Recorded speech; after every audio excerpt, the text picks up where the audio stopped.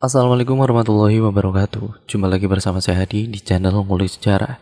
Pada video kali ini saya akan kembali lagi membacakan suatu kisah misteri yang kali ini berjudul Teror Pocong yang Sangat Meresahkan. Cerita pada kali ini ditulis oleh N. Laila. Nantinya kalian juga bisa mengunjungi tweet beliau secara langsung. Yuk, daripada kita lama-lama, daripada kita penasaran bagaimana ceritanya, kita langsung saja menuju ke ceritanya. Perhatikan baik-baik karena ceritanya akan segera saya mulai. Oh ya, sebelumnya persiapkan dulu cemilan kalian dan juga tempat ternyaman kalian serta posisi nyaman kalian, karena ceritanya lumayan sedikit agak panjang. Jadi nggak usah lama-lama, kita langsung saja menuju ke ceritanya.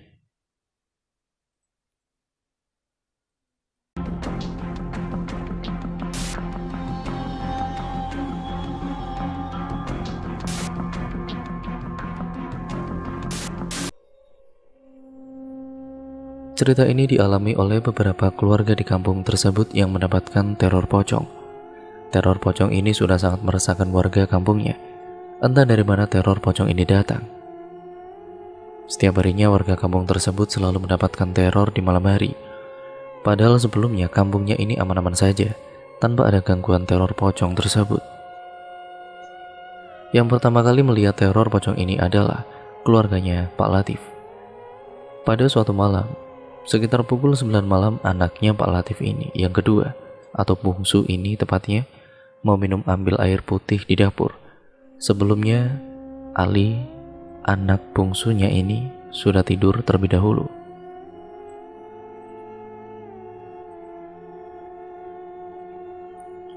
Akan tetapi karena haus, makanya dia pergi ke dapur untuk minum.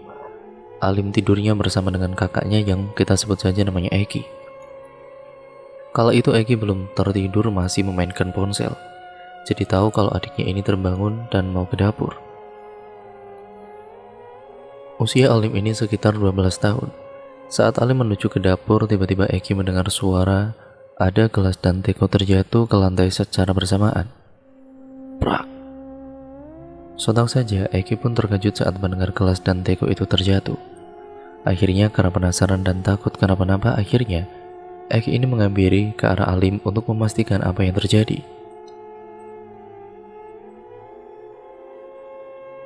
Akan tetapi kedua orang tuanya sepertinya tidak mendengar suara gelas dan teko yang terjatuh. Ketika Eki menuju ke dapur, terlihat Alim berdiri tegak menghadap ke arah pintu dapur.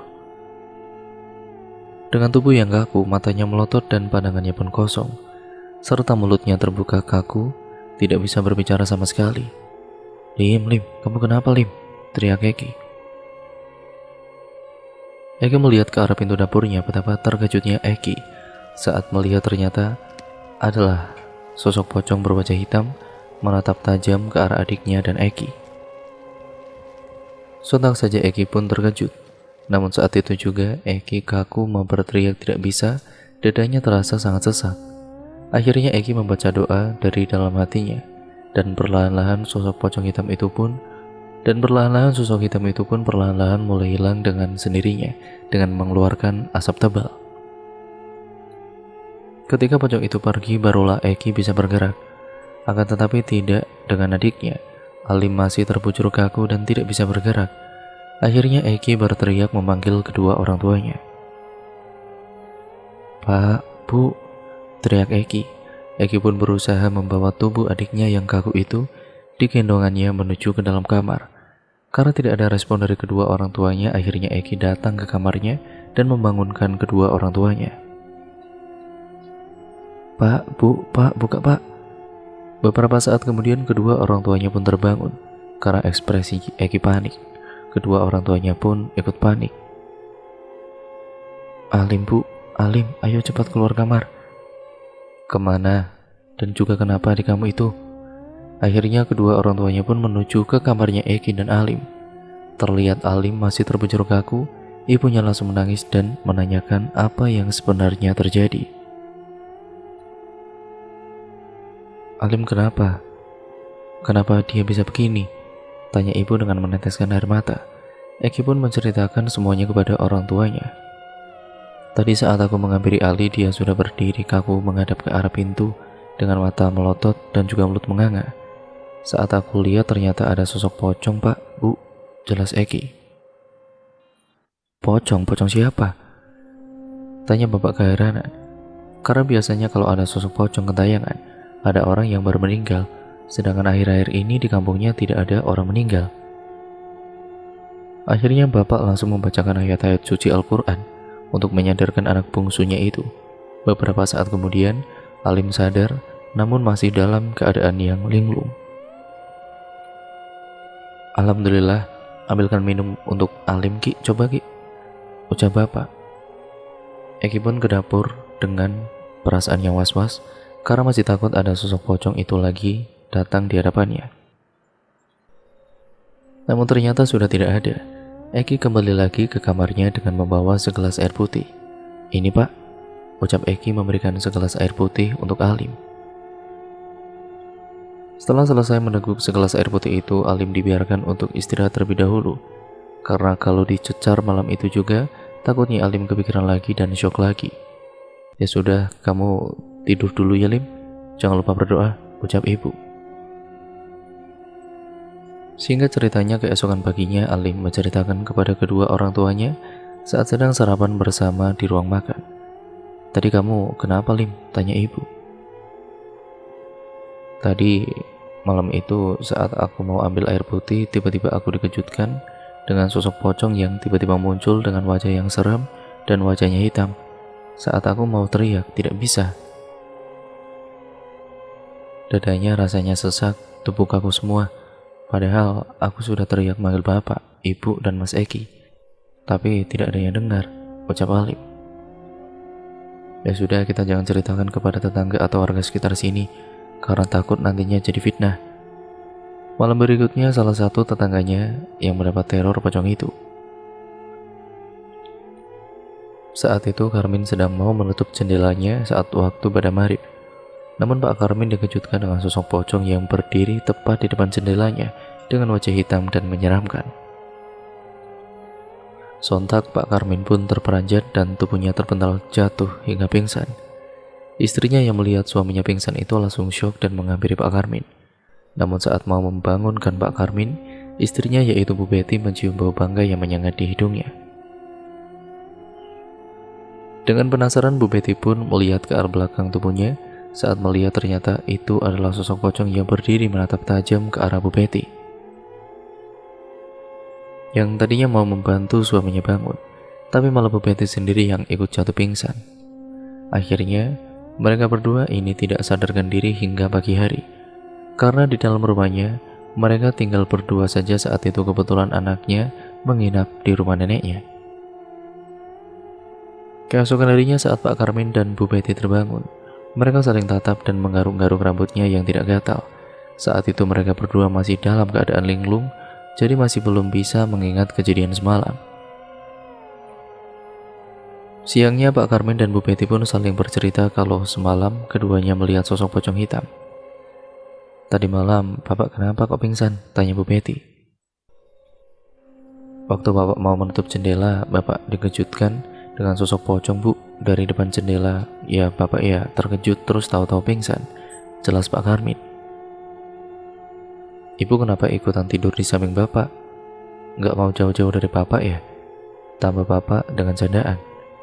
Ya, sama Pak. Ibu juga melihat sosok pocong hitam di belakang Ibu.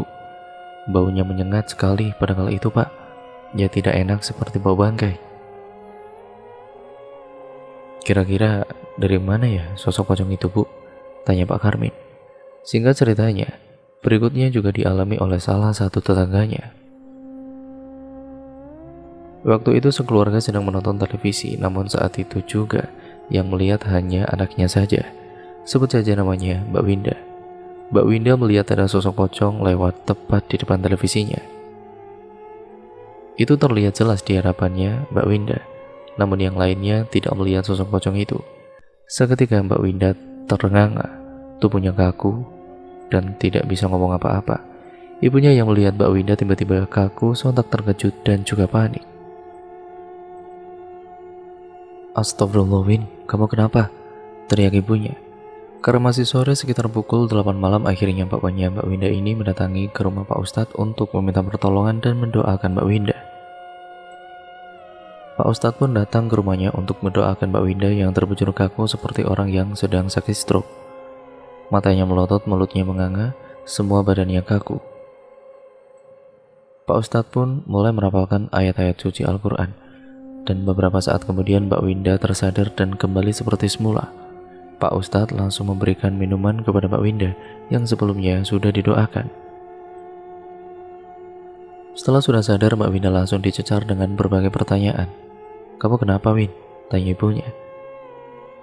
"Iya, kenapa, Win? Kok bisa tubuhnya kaku?" ucap bapaknya. Akhirnya Mbak Winda pun menceritakan semuanya apa yang telah dialaminya tadi.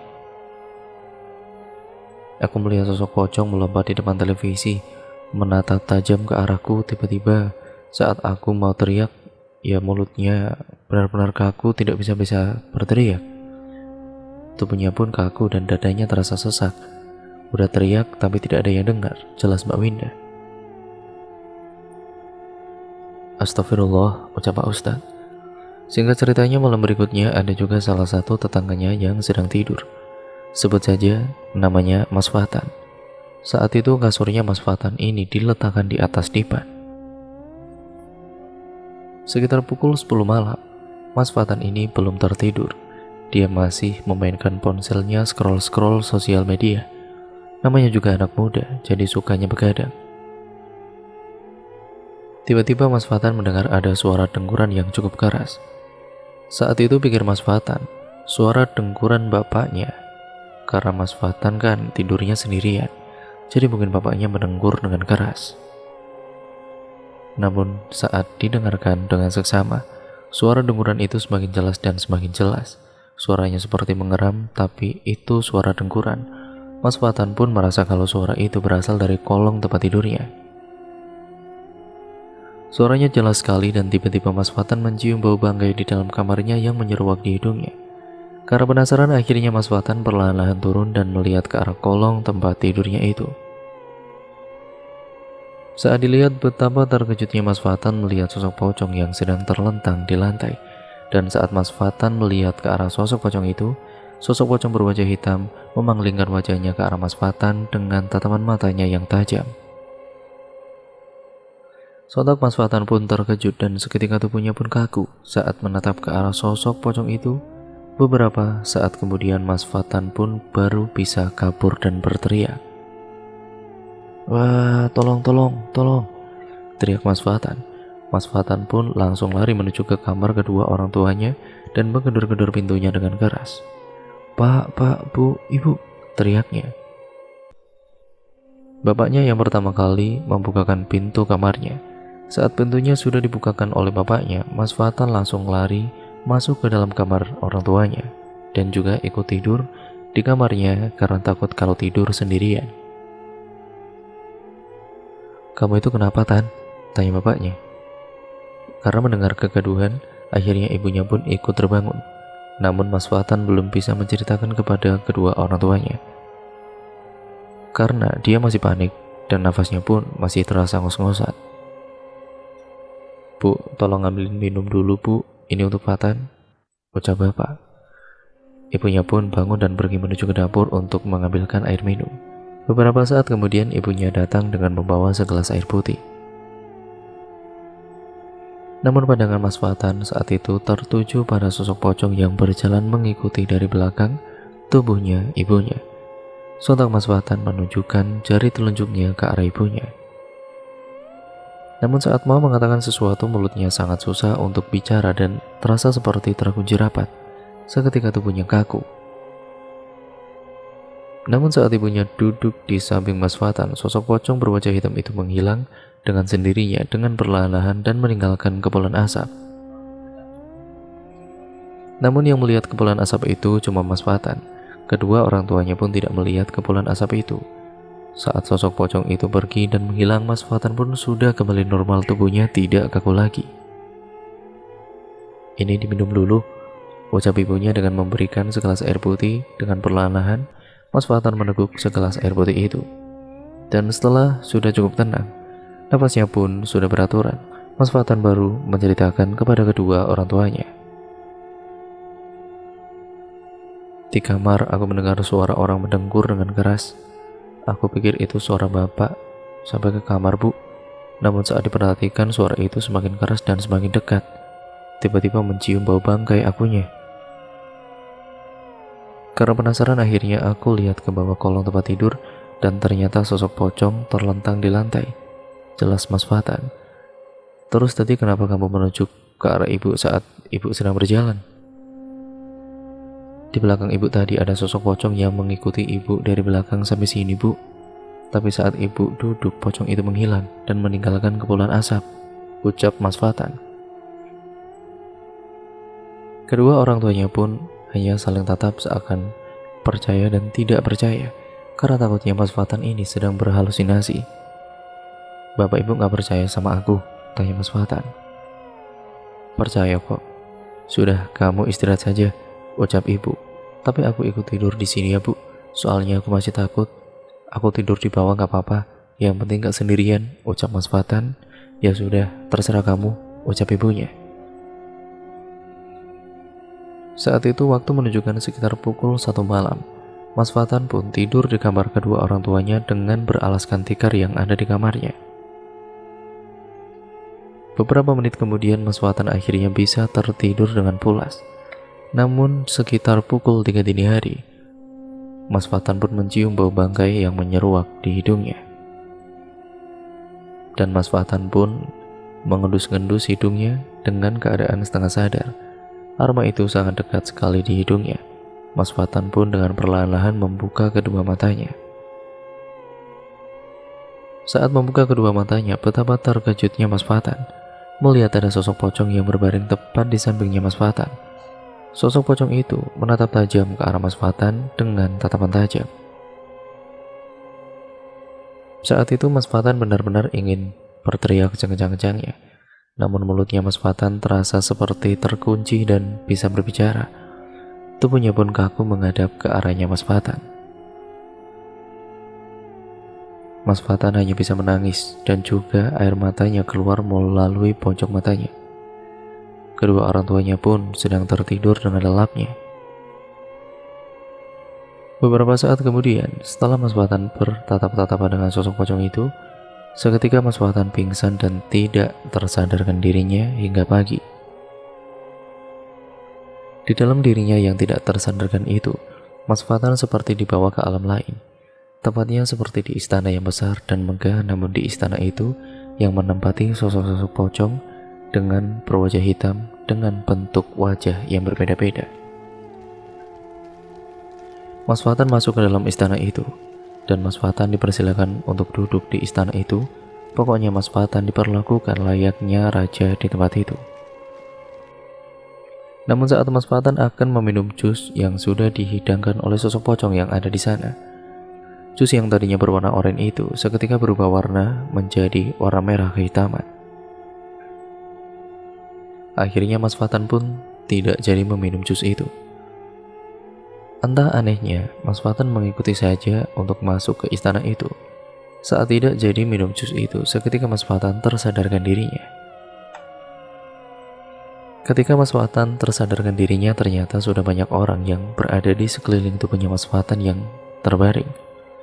Terlihat beberapa tetangganya dan ada juga Pak Ustadz yang sedang membaca Al-Quran. "Ini ada apa, Pak, Bu?" teriak Mas Fatan. "Alhamdulillah akhirnya kamu sadar, Nak," ucap ibunya sambil menderai air matanya. Beberapa orang menyaksikannya pun ikut merasakan iba, ikut berkaca-kaca matanya. "Sebenarnya ada apa ini, Bu?" tanya Mas Fatan lagi. Ternyata saat Mas Fatan pingsan tidak sadarkan diri itu, Mas Fatan tersadar sudah 3 hari. Dan beberapa tetangganya serta Pak Ustadz setiap harinya selalu membacakan doa untuk Mas Fatan. Saat itu tubuhnya Mas Fatan benar-benar kaku dan juga dingin seperti orang yang sudah meninggal. Namun setelah didoakan dengan rutin, akhirnya Mas Fatan sudah tersadarkan dirinya.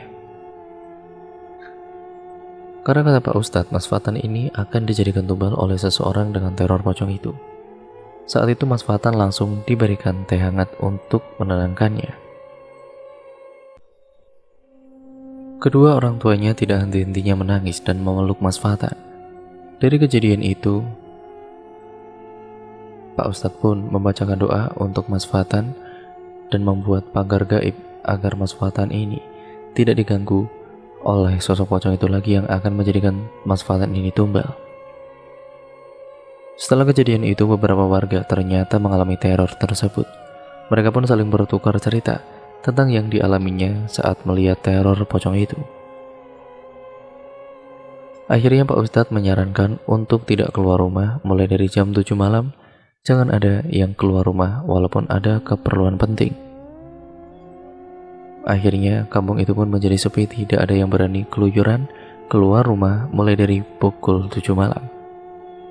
Saat itu Eki mencoba melihat dari balik jendelanya untuk melihat situasi kampungnya. Mengintiplah Eki dari balik gorden jendelanya yang sudah tertutup. Benar-benar sepi sekali ini kampung, seperti kampung mati, ucap Eki dalam hatinya.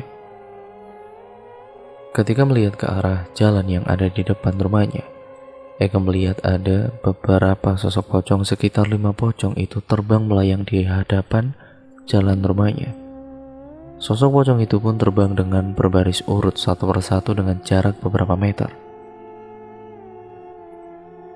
Sepertinya sosok pocong itu pun sedang mencari target lagi untuk diteror nantinya.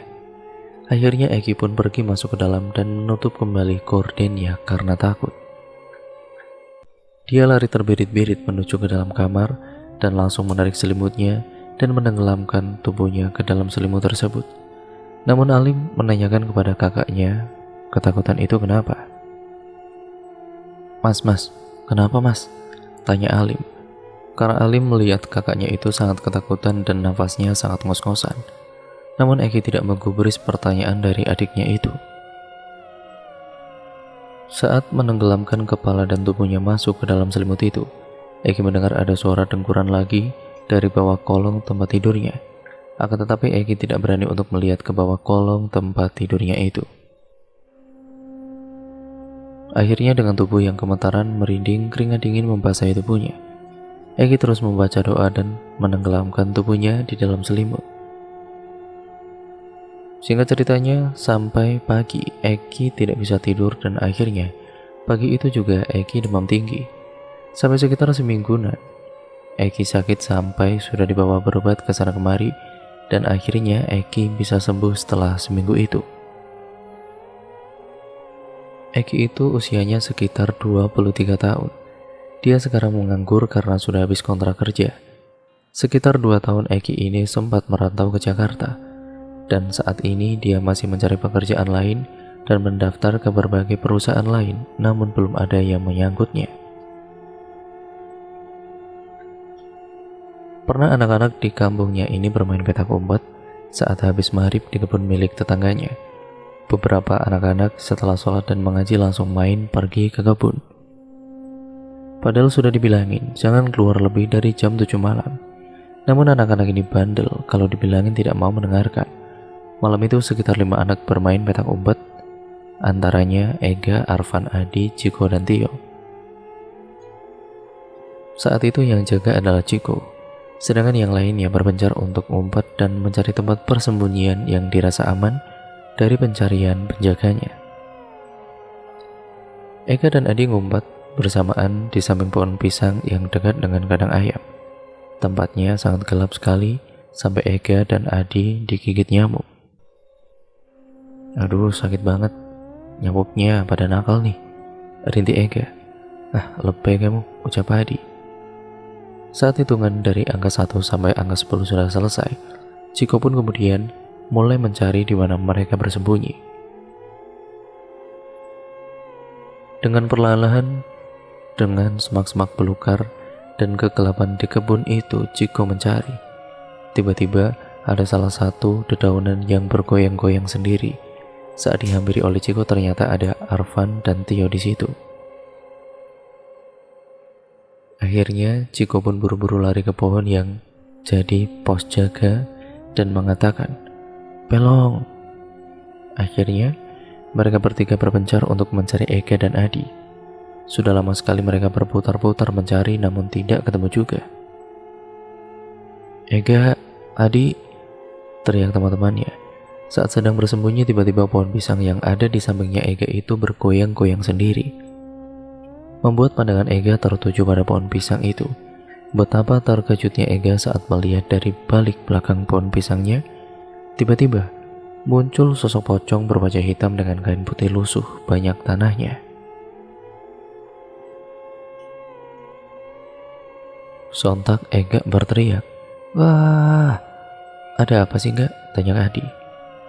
Namun Ega hanya menunjukkan telunjuknya ke arah pocong itu dan pergi lari terbirit-birit meninggalkan Adi sendirian. Tinggallah Adi ngumpet di sana sendirian. Karena penasaran, Adi pun menengok ke arah belakang. Ternyata ada sosok pocong. Seketika Adi pingsan di samping pohon pisang itu dan di samping kandang ayam. Beberapa temannya itu masih terus mencari Adi. Bahkan Ega pun ikut mencari dan juga menunjukkan ke tempat yang waktu itu Ega dan Adi itu bersembunyi. Namun saat dihampiri, Adi sudah terbaring di tanah pingsan. Salah satu dari mereka pun pergi ke rumahnya Adi untuk memberitahu kedua orang tuanya Adi. "Assalamualaikum," teriak Arfan di depan rumahnya Adi. "Waalaikumsalam, ada apa nak?" tanya ibunya yang membukakan pintu. Namun Arfan masih tergesa-gesa dan napasnya ngos-ngosan, karena dari kebun tadi Arfan lari dengan kencangnya. "Adi bu, Adi bu," ucap Arfan terbata-bata. "Adi kenapa Van?" tanya ibunya. "Adi pingsan di kebun bu." "Astagfirullah." "Ya sudah, kita ke sana," ucap ibunya. Pak, ayo cepat pak," teriak ibunya Adi memanggil suaminya. Akhirnya Arfan dan kedua orang tuanya Adi itu pun lari terbirit-birit menuju ke kebun milik tetangganya. "Di mana Adi?" tanya ibunya. "Itu bu, di sana bu, di samping kandang ayam," jawab Tio. "Astagfirullah Adi," teriak ibunya. Adi pun langsung diangkat oleh bapaknya menuju ke rumahnya. Sedangkan ibunya Adi mengingatkan kepada temannya Adi yang lainnya untuk segera pulang saja. Sudah, sana kalian pulang, jangan berkeliaran terus," ucap ibunya Adi. Tubuhnya Adi ini terasa sangat kaku dan tubuhnya dingin. Tidak henti-hentinya, kedua orang tuanya menangis sepanjang jalan sampai di rumahnya. Jalanan kampungnya itu benar-benar sepi, tidak ada orang yang lewat, bahkan rumah-rumah tetangga pun sudah tertutup semua. Dibaringkanlah Adi di kursi ruang tamunya. Sedangkan bapaknya itu langsung pergi ke rumah Pak Ustadz untuk meminta pertolongan. "Assalamualaikum," ucap Pak Yudi, bapaknya Adi. "Waalaikumsalam, ada apa Pak Yudi?" "Pak Ustadz, tolongin anak saya Pak," ucap dari Pak Yudi. "Kenapa anaknya Pak?" "Ya sudah, kita ke rumah bapak sekarang," jawab Pak Ustadz. Singkat ceritanya, Pak Ustadz mendatangi ke rumahnya Pak Yudi dan melihat anaknya sedang terkapar. Kondisinya sama persis dengan Mas Fatan saat dia dibawa ke alam lain oleh sosok pocong itu. Bisa saja Adi target selanjutnya yang akan dijadikan tumbal. Pak Ustadz memerintahkan agar tubuhnya Adi ini dibaringkan di lantai dengan beralaskan tikar dan kepalanya diberi bantal. Pak Ustadz mulai merapalkan doa-doanya dengan khusyuk. Setelah selesai merapalkan doa-doanya, beliau memasukkan air putih pada wajahnya. Adi dengan perlahan terus membaca doa. Dan benar kata Pak Ustadz, Adi ini juga sedang dibawa ke alam lain yang akan dijadikan tumbal. Pak Ustadz meminta kepada Pak Yudi dan istrinya untuk membaca ayat-ayat suci Al-Quran setiap harinya tanpa henti. Pak Yudi dan istrinya pun mengikuti apa yang dikatakan oleh Pak Ustadz. Karena salah satu dari mereka ada yang mengantuk, Pak Yudi pun dan juga istrinya ini bergantian untuk membaca Al-Qurannya, sampai istrinya ini tidak mau makan sama sekali, hanya meminum air putih saja. Karena kata Pak Ustadz, kalau tidak dibacakan Al-Quran, nyawanya Adi bisa saja melayang begitu saja, ya karena sudah dijadikan tumbal oleh orang yang tidak bertanggung jawab itu. Tubuhnya Adi sangat membiru dan kaku serta dingin. Pokoknya sudah seperti orang yang meninggal dunia. Keesokan paginya Pak Ustadz datang lagi ke rumahnya Pak Yudi dan meminta Pak Yudi untuk memanggil tetangganya untuk bantu membacakan doa. Beberapa tetangganya pun datang untuk ikut mendoakan Adi. Singkat ceritanya, 3 hari kemudian Adi akhirnya bisa tersadarkan diri lagi. Tubuhnya langsung berubah seperti biasanya dan sudah tidak kaku lagi. Namun Adi masih terlihat linglung karena dia tidak sadarkan diri hingga 3 hari. Ibunya pun langsung memeluk Adi dengan eratnya dan derayan air matanya pun tidak bisa ditahan lagi. Pak Yudi juga ikut memeluk dan juga menangis karena mereka benar-benar tidak siap untuk kehilangan anak semata wayangnya. Setelah Adi sembuh, Pak Yudi dan istrinya mengadakan syukuran karena anaknya sudah kembali lagi seperti semula, sebagai rasa syukurnya mereka kepada Allah Subhanahu wa Ta'ala. Ada juga tetangganya saat malam hari, sekitar pukul 11 malam, dia lupa untuk memasukkan motornya yang masih ada di halaman rumahnya. Karena akhir-akhir ini kampungnya sepi dan takut ada maling yang berkeliaran mengambil kesempatan dalam kesempitan. Akhirnya Pak Gono ini memberanikan dirinya untuk pergi ke depan dan memasukkan motornya. Sebelum keluar, Pak Gono mengucapkan bismillah terlebih dahulu dan sambil terus membaca doa. Saat melihat ke arah sekitar depan halaman rumahnya, sudah aman, tidak ada apa-apa dan tidak melihat sosok pocong itu. Pak Gono pun kemudian dengan perlahan-lahan memasukkan sepeda motornya untuk masuk ke dalam rumahnya.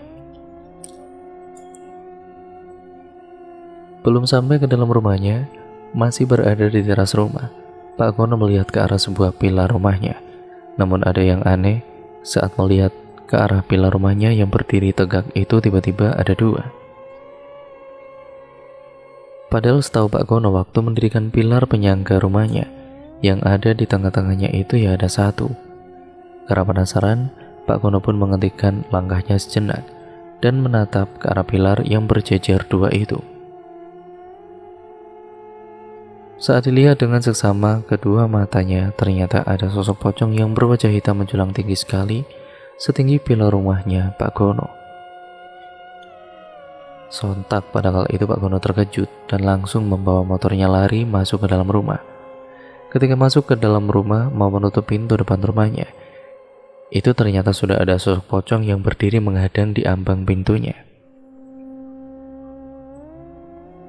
Akhirnya Pak Gono pun berlari terbirit-birit masuk ke dalam kamar. Namun saat masuk ke dalam kamar, di depan pintu kamarnya sudah berdiri sosok pocong. Jadi Pak Gono diteror pocong itu dalam waktu yang bersamaan dengan 2 pocong. Pak Gono benar-benar bingung mau pergi kemana lagi. Mau putar balik ke belakang, ada pocong di depan, juga ada pocong. Sedangkan istri dan anaknya saat itu sudah terlelap tidur. Pak Gono pun tubuhnya terbujur kaku, tidak bisa berbuat apa-apa. Yang ada tubuhnya gemetaran dan keringat dingin yang membasahi tubuhnya serta bulu kuduknya merinding berdiri. Beberapa saat kemudian akhirnya Pak Gono jatuh pingsan di tempat itu. Pak Gono pingsan tidak tersadarkan diri hingga pagi hari. Saat istrinya yang bangun lebih awal, dia menghampiri kepada Pak Gono. Pak, bangun Pak, ngapain tidur di sini? Ucapnya. Pak Gono pun terbangun dan mengucap kedua matanya. Kenapa kau tidur di sini Pak? Tanya istrinya. Pak Gono hanya bisa menggaruk-garuk kepalanya yang tidak gatal. Istrinya pun bangun untuk melihat keluar. Saat lihat keluar ternyata pintu rumahnya masih terbuka. Pak, kok pintunya tidak ditutup itu gimana Pak? Kalau ada maling gimana? Secara istrinya. Pak Gono benar-benar masih bingung dan belum bisa menjawab pertanyaan dari istrinya itu.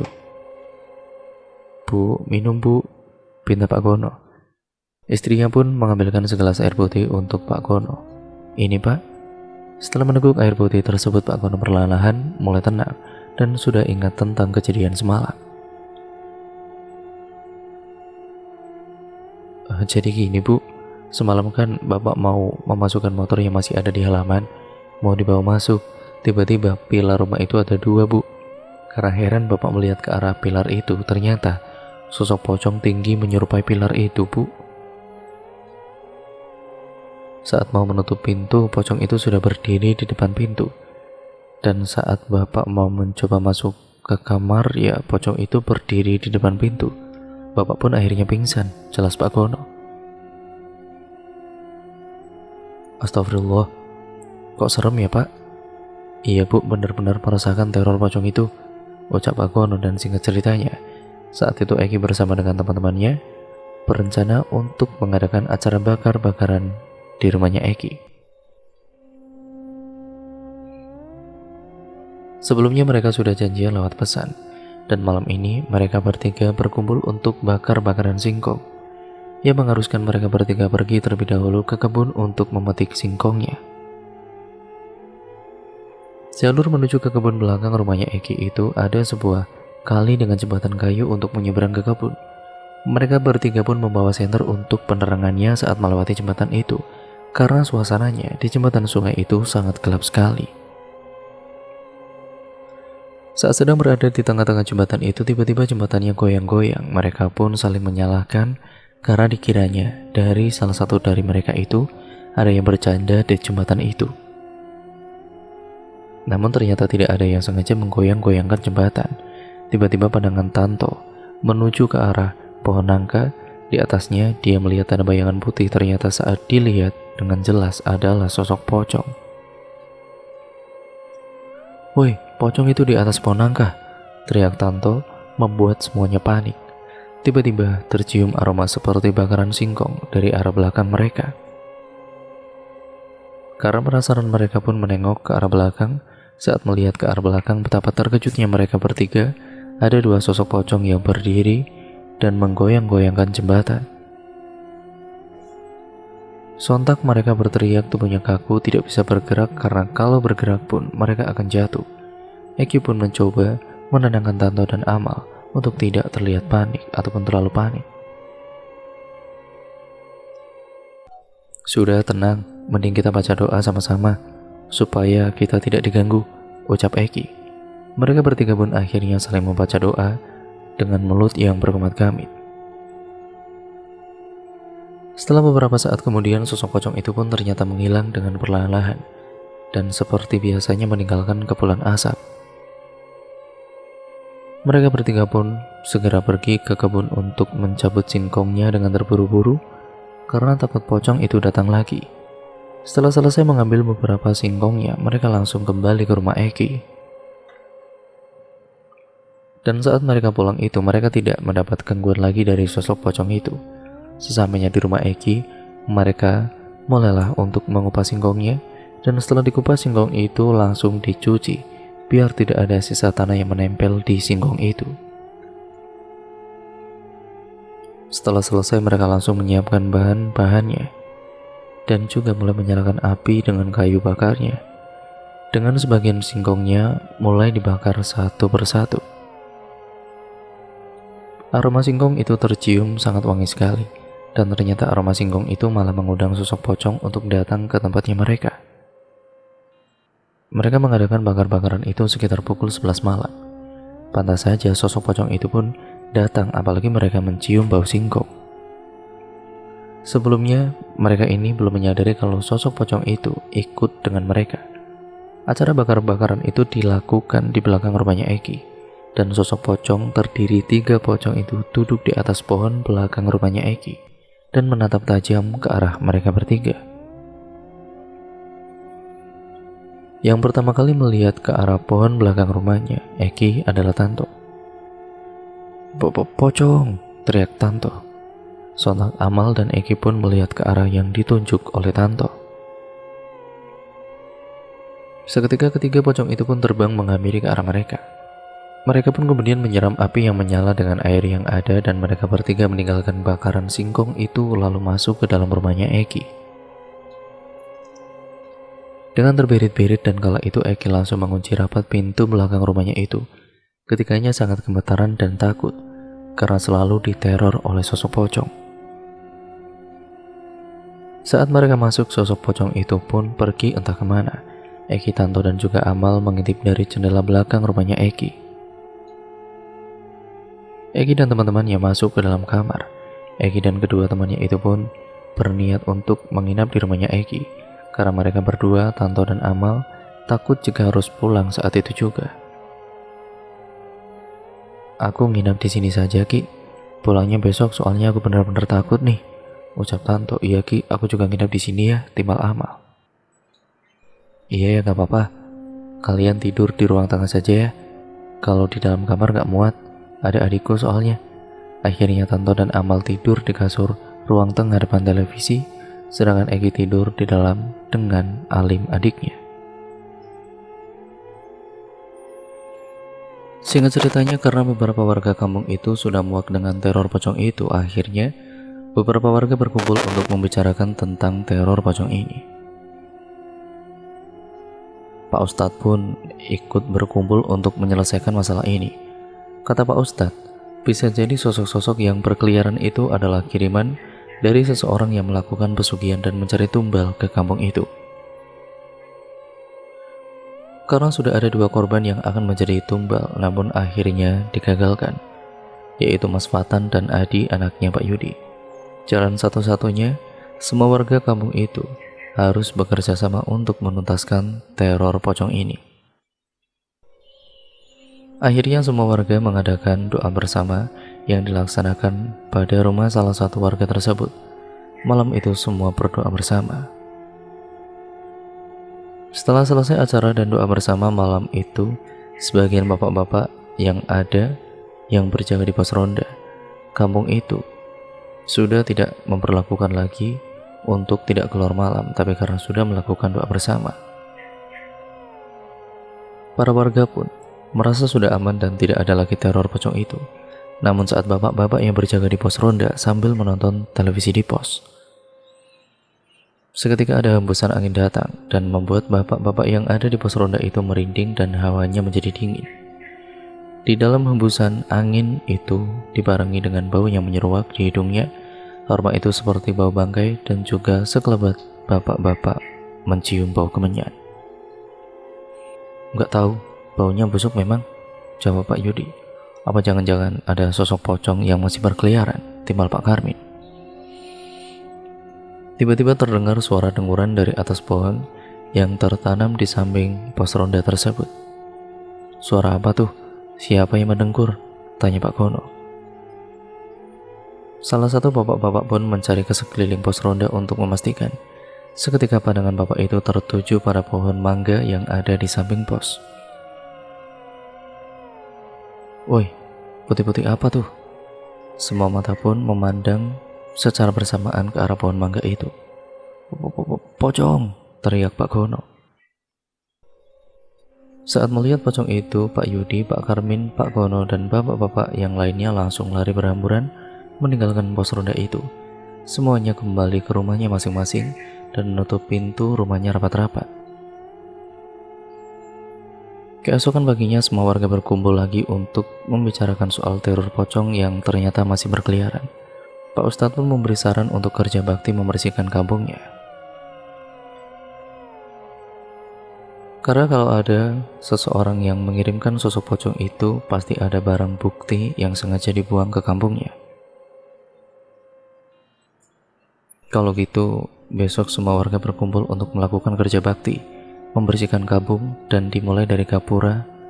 "Selamat datang," ucap Pak Ustadz. "Iya Pak Ustadz, setuju," ucap semua warga. Singkat ceritanya, hari berikutnya semuanya berkumpul dan mulai membersihkan seluruh kampung. Dimulai dari gapura, rerumputan itu dipangkasi supaya tidak merusak pemandangan. Semuanya bekerja membersihkan sepanjang jalan dan bahkan kebun-kebun warga juga dibersihkan. Jadi semua warga dibagi tugasnya untuk membersihkan jalan, ada juga yang membersihkan kebun. "Yang teliti ya bapak-bapak, siapa tahu ada barang bukti yang tertutup oleh semak-semak," ucap Pak Ustadz. Pak Ustadz juga ikut membersihkan semak-semak yang ada di pinggir jalan. Beberapa saat kemudian, Pak Karmin menemukan sesuatu di semak-semak tersebut. "Pak Ustadz, saya menemukan sesuatu," teriak Pak Karmin karena semuanya penasaran. Akhirnya yang lain ikut menghampiri ke arah Pak Karmin. Pak Ustadz mengambil barang itu dari tangannya Pak Karmin. Barang itu berwarna putih yang di dalamnya ada tulang hewan yang dibuat menyerupai pocong dan juga diberi tali kain kafan. Astagfirullah, ucap Pak Ustadz. Benda apa itu Pak Ustadz? Sudah, nanti saya jelaskan. Lebih baik kita cari lagi benda seperti ini. Karena pocong yang meneror kampung kita ada 5, jadi pasti benda yang sengaja disebar di kampung ini berjumlah 5 buah, ucap Pak Ustadz. Akhirnya semuanya berpencar dan kembali membersihkan tempat lain, sedangkan benda itu disimpan di dalam kaleng bekas yang sudah disiapkan. Sedangkan beberapa warga dan yang lainnya membersihkan di kebun. Salah satunya juga ada yang menemukan benda yang sama seperti yang ditemukan oleh Pak Karmin. Benda apa ini? Ucap Pak Gono. Udah, berikan saja ke Pak Ustadz sana, jawab salah satu warga. Akhirnya Pak Gono membawa benda itu ke arah Pak Ustadz yang sedang membersihkan rumputan. Pak Ustadz, saya menemukan benda ini. Benda apa ya? Ucap Pak Gono. Kumpulkan saja di kaleng itu Pak. Beritahu yang lain, kalau ada yang menemukan benda itu suruh bawa ke sini, ucap Pak Ustadz. Dan dari kebun yang lain juga ada yang menemukan benda yang sama seperti itu. Lalu benda itu dikumpulkan menjadi 1. Sekarang sudah terkumpul 3 benda. Tinggal 2 benda lagi yang belum ditemukan. Semuanya tidak menyerah mencari benda itu karena semuanya ingin tenang tanpa ada teror pocong itu lagi. Seluruh semak-semak belukar dan tempat-tempat yang dirasakan untuk menyembunyikan benda itu. Semuanya dengan teliti mencari benda itu sampai ke halaman-halaman rumah sendiri pun dicari. Serta di dalam kuburan dicari. Kebetulan kampung itu ada sebuah kuburan yang cukup luas. Singkat ceritanya, 1 jam kemudian Pak Karmin menemukan kembali benda itu berjumlah 2 benda. Pak Karmin menemukan benda itu di semak-semak dan tertutup oleh plastik sampah. Setelah semua benda itu sudah terkumpul semua, Pak Ustadz pun mulai merapalkan doanya pada benda-benda itu. Semua warga pun berkumpul untuk menyaksikan karena penasaran. Sesaat setelah dibacakan doa-doa untuk mengusir teror pocong itu, Pak Ustadz langsung menyiramkan air yang sudah dibacakan sebelumnya ke dalam kaleng yang ada benda itu. Kemudian membakar semua benda itu dengan korek api. Seketika benda yang ada di dalam kaleng itu pun terbakar dengan api yang membara. Padahal yang disiram ke benda itu air, bukan minyak. Tetapi anehnya benda itu bisa terbakar. Dari kaleng itu seketika keluar asap tebal yang banyak. Setelah terbakar semuanya dan tersisa menjadi abu, abu itu diperintahkan Pak Ustadz untuk dikubur ke dalam tanah. Tolong itu abunya langsung dikubur di tanah, ucap Pak Ustadz. Pak Gono yang menggali tanah yang ada di depan gapura selamat datang itu. Setelah tanah itu digali, lalu abu yang ada di dalam kaleng langsung dikuburkan ke dalam tanah. Saat sudah dikuburkan, Pak Ustadz membacakan doa lagi. Setelah benda itu ditemukan dan sudah dibakar, dihancurkan, dan dikuburkan. Ternyata kampung itu sudah tidak ada lagi gangguan-gangguan teror pocong lagi yang mendatangi kampung itu. Pak Ustadz menjelaskan, katanya kiriman ini dari kampung sebelah yang melakukan pesugihan dengan mencari tumbal di kampung Eki. Karena sosok yang melakukan pesugihan itu merasa tersaingi dengan usaha seseorang yang ada di kampung itu, jadi orang itu melakukan pesugihan dan mencari tumbal ke kampungnya Eki. Ya karena memang kampungnya Eki ini lahan pertaniannya selalu subur dan semuanya sukses. Juragan yang ada di kampung sebelah ini sepertinya tidak suka dan merasa tersaingi. Dulu pernah juragan mengajak beberapa warga yang ada di kampung itu untuk melakukan kerjasama. Namun mereka tidak mau. Mungkin itu juga penyebabnya juragan sakit hati dan membalaskan dendamnya dengan cara seperti itu. Juragan itu sudah terkenal kalau dia melakukan pesugihan. Jadi sudah pasti dia yang mengirim teror pocong itu. Untungnya saat itu Mas Fatan dan Aldi tidak jadi dijadikan tumbal oleh juragan tersebut. Kabarnya, si juragan itu yang ada di kampung sebelah sekarang mengalami sakit parah yang sudah berbulan-bulan belum sembuh juga, sehingga hartanya perlahan-lahan habis karena untuk bayar biaya rumah sakit. Usahanya juragan itu pun mulai bangkrut serta para karyawannya tidak bekerja lagi dengan juragan. Sedangkan kampungnya Eki ini semakin maju dengan hasil pertaniannya yang melimpah. dan sudah tidak ada lagi teror-teror pocong. Semuanya sudah beraktivitas normal seperti sebelumnya. Malam hari pun warga sekitar banyak yang keluar rumah dan warung-warung pun mulai buka kembali. Akhirnya semua warga mengatakan dan juga mengadakan syukuran sebagai tanda bersyukurnya akan terbebasnya dari gangguan teror pocong yang mencari tumbal itu. Semoga kita semua dijauhkan dari gangguan makhluk-makhluk gaib dan terhindar dari perbuatan yang mempersekutukan Allah. Pertebal iman takwa kita dan perbaiki ibadahnya supaya tidak ada gangguan yang tidak diinginkan. Dan cerita pun akhirnya selesai sampai di sini. Terima kasih untuk kalian semua yang sudah menyimak video kali ini dan cerita kali ini. Jangan lupa like, comment, dan share video kali ini serta subscribe juga channel ini ya teman-teman. Oh ya, untuk kalian yang belum mensupport channel saya satunya, saya sarankan untuk support juga ya teman-teman. Nah, di sana juga banyak sekali cerita-cerita yang menarik untuk kalian dengarkan. Terima kasih, sampai berjumpa di video terbaru selanjutnya. Kurang lebihnya mohon maaf. Wassalamualaikum warahmatullahi wabarakatuh.